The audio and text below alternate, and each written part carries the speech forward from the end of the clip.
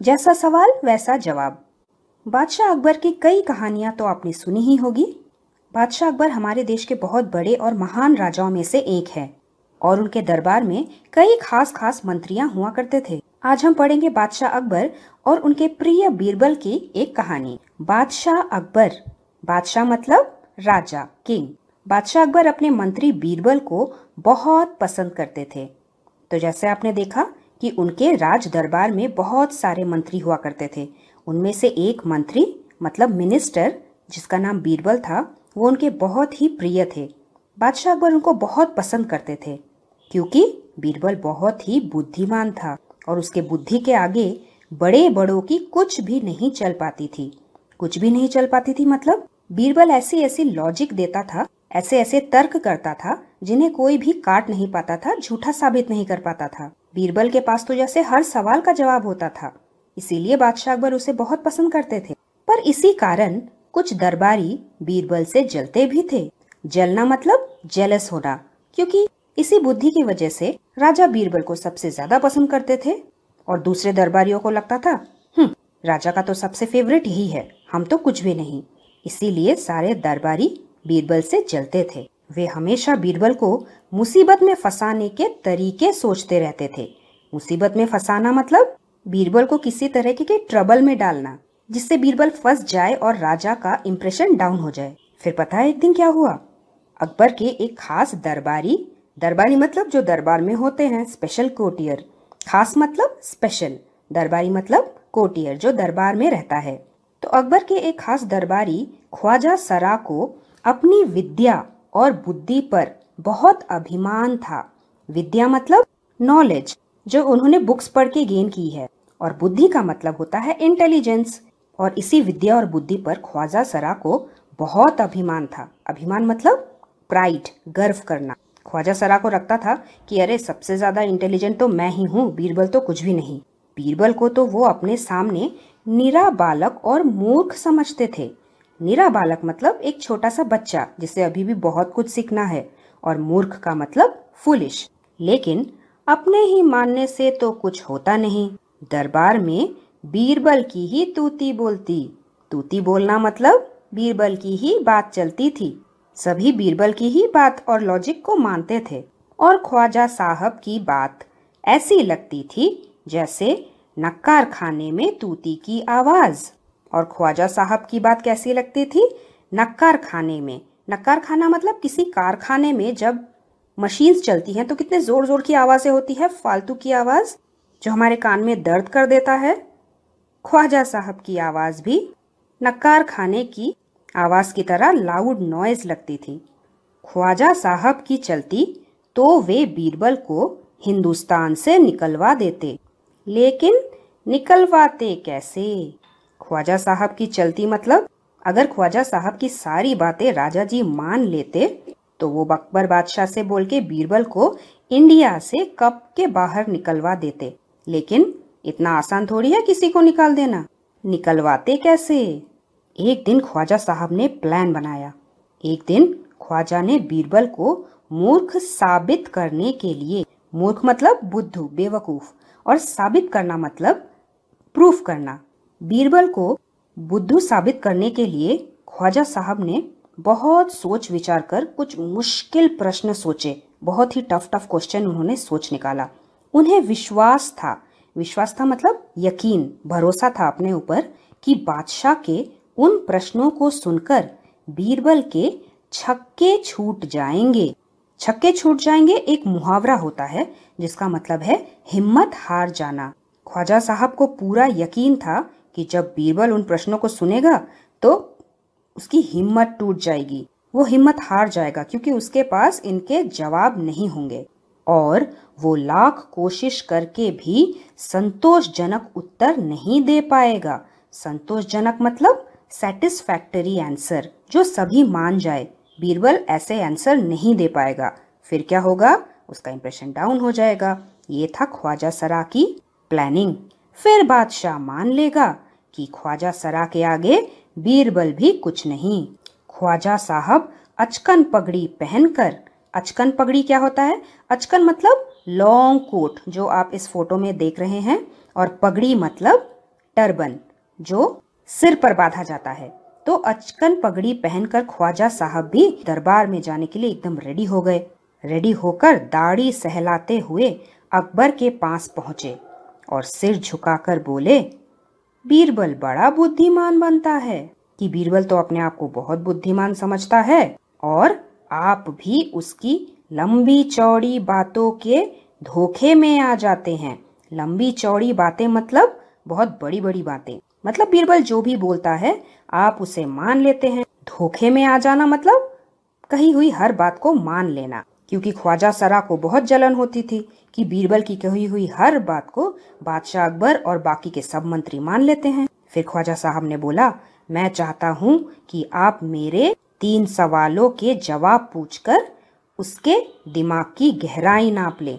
मतलब बीरबल के दिमाग की गहराई नाप ले। दिमाग की गहराई नापना मतलब वो कितना बुद्धिमान है इसका पता करना। फिर ख्वाजा सरा ने कहा, उस नकली अक्ल बहादुर की कलई खुल जाएगी। नकली मतलब फेक, जो झूठा दिखावा करता है। अक्ल बहादुर मतलब जो अपने आप को बुद्धिमान बोलता है।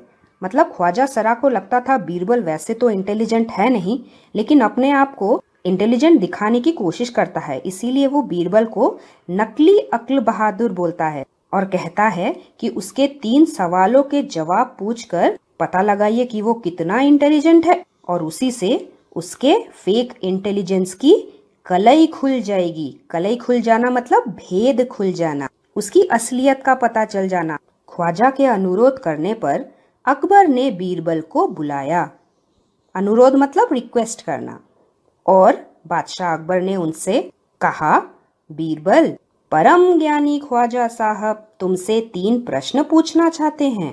परम ज्ञानी मतलब मोस्ट नॉलेजेबल पर्सन, क्योंकि राजा जी को भी पता था कि सबसे ज्यादा नॉलेजेबल कौन है, लेकिन अपने आप को परम ज्ञानी मानने वाले ख्वाजा साहब, उन्हें थोड़ा सा खुश करने के लिए उन्होंने कहा, तुमसे 3 प्रश्न पूछना चाहते हैं, क्या तुम उनके उत्तर दे सकोगे? बीरबल बोला, जहां पना जरूर दूंगा, खुशी से पूछे। ख्वाजा साहब ने अपने 3 सवाल लिखकर बादशाह को दे दिए। अकबर ने बीरबल से ख्वाजा का पहला प्रश्न पूछा। फर्स्ट क्वेश्चन उन्होंने पूछा, संसार का केंद्र कहाँ है? संसार मतलब वर्ल्ड, दुनिया, और संसार का केंद्र मतलब इस पूरे दुनिया का सेंटर। सेंटर कहाँ है? Where is the centre of the world? हमारी पृथ्वी तो गोल गोल घूमती रहती है, इसीलिए इसका सेंटर का पता करना क्या इतना आसान है? ख्वाजा साहब ने सोचा था कि ये प्रश्न बहुत ही मुश्किल है, लेकिन पता है बीरबल ने क्या किया? बीरबल ने तुरंत जमीन पर अपनी छड़ी गाड़कर, छड़ी मतलब वॉकिंग स्टिक, छड़ी को गाड़कर, गाड़ना मतलब जमीन के अंदर फिक्स करना, जमीन के ऊपर जोर से स्टिक को रखकर बीरबल ने कहा, यही स्थान चारों ओर से दुनिया के बीचों बीच पड़ता है। स्थान मतलब जगह, कि यही जगह जहाँ पे मैं खड़ा हूँ और मैंने अपनी स्टिक रखी है, चारों ओर से दुनिया का बीचों बीच पड़ता है, मतलब सेंटर है। यदि ख्वाजा साहब को विश्वास ना हो, मतलब अगर ख्वाजा साहब को मेरी बातों पे यकीन ना हो, भरोसा ना हो, तो वे फीते से, फीता मतलब मेजरिंग टेप जिससे हम डिस्टेंस और लेंथ को मेजर करते हैं, उसी फीते से सारी दुनिया को नाप कर दिखा दे कि मेरी बात गलत है। क्या ख्वाजा सरा के लिए पूरी दुनिया का मेजरमेंट करना संभव है? ऐसा तो संभव ही नहीं था। ख्वाजा सरा चुप रह गए। उसके बाद अकबर ने अपना दूसरा प्रश्न किया, आकाश में कितने तारे हैं? बीरबल ने एक भेड़ मंगवा कर कहा, भेड़ मतलब शीप, कि इस भेड़ के शरीर में जितने बाल हैं उतने ही तारे आसमान में हैं। शीप के शरीर पे तो बहुत सारे बाल होते हैं, आपने देखा है, और उसी बालों से हम क्या करते हैं, ऊन बनाते हैं, स्वेटर बुनते हैं। बीरबल ने कहा, इसी भेड़ के शरीर पर जितने बाल हैं सेम काउंट के स्टार आसमान में हैं। और अगर ख्वाजा साहब को इसमें संदेह हो, संदेह मतलब डाउट होना, अगर मेरा जवाब उन्हें सही ना लगे, संदेह हो, तो वे बालों को गिनकर तारों की संख्या से तुलना कर ले। तारों की संख्या मतलब काउंट ऑफ द स्टार्स, मतलब कितने स्टार हैं। तो तारों के काउंटिंग के साथ वो तुलना कर ले, मतलब कंपेयर कर ले कि मेरा आंसर सही है या नहीं है। इसमें भी ख्वाजा सरा डाउट में पड़ गए। क्या ख्वाजा सरा के लिए भेड़ के शरीर के बाल गिनना संभव था? वो भी नहीं था। इसके बाद अब अकबर जी ने तीसरा सवाल किया कि संसार की आबादी कितनी है। आबादी मतलब population. How many people are there in the world? कितने सारे लोग मौजूद हैं पूरे वर्ल्ड में? बीरबल ने कहा, जहां पना संसार की आबादी पल पल मतलब एवरी सेकेंड, हर क्षण घटती बढ़ती रहती है। घटता बढ़ता रहना मतलब कम होता है, बढ़ता है, ये चलता ही रहता है एवरी सेकेंड, क्योंकि हर पल लोगों का मरना जीना लगा रहता है। बहुत सारे लोग मरते रहते हैं, बहुत सारे नए नए बच्चे पैदा होते हैं। तो इसीलिए पूरे वर्ल्ड का पॉपुलेशन एवरी सेकेंड कम होता रहता है और बढ़ता रहता है। इसीलिए अगर सभी लोगों को एक जगह इकट्ठा किया जाए, इकट्ठा मतलब गैदर किया जाए, सब लोगों को एक जगह पे जमा किया जाए, तभी उनको गिनकर ठीक ठीक संख्या बताई जा सकती है। बादशाह तो बीरबल के उत्तरों से संतुष्ट हो गए, मतलब बीरबलों के आंसर से सेटिस्फाई हो गए। वो मान गए कि इससे ज़्यादा लॉजिकल और सही जवाब नहीं हो सकता। लेकिन ख्वाजा साहब नाक भौं सिकोड़कर बोले। नाक भौं सिकोड़ना एक मुहावरा होता है जिसका मतलब होता है कि गुस्से में, जब हमें गुस्सा आता है तो हम कैसा फेस बनाते हैं? क्रम्पी फेस। हमारी नाक और हमारी भौं, भौं मतलब आईब्रो, सिकोड़ कर मतलब स्क्वीज करके, एंग्री फेस बना के जब हम कुछ बोलते हैं। उसी तरह ख्वाजा साहब भी नाक भौं सिकोड़ कर बोले, गुस्से में बोले, ऐसे गोलमोल जवाबों से काम नहीं चलेगा जनाब। गोलमोल जवाब मतलब ट्रिकी आंसर, कंफ्यूजिंग आंसर, कि ऐसे उल्टे सीधे आंसर दोगे तो काम नहीं चलेगा, तुम्हें एकदम बराबर परफेक्ट आंसर देना पड़ेगा। लेकिन बीरबल बोले, ऐसे सवालों के ऐसे ही जवाब होते हैं, गोलमोल सवालों के गोलमोल जवाब ही होते हैं। पहले मेरे जवाबों को गलत साबित कीजिए, मतलब मैंने जो जवाब दिए हैं, आंसर दिए हैं, पहले उन्हें तो गलत साबित कीजिए कि no this is the wrong answer, उसके बाद ही आगे बढ़िए।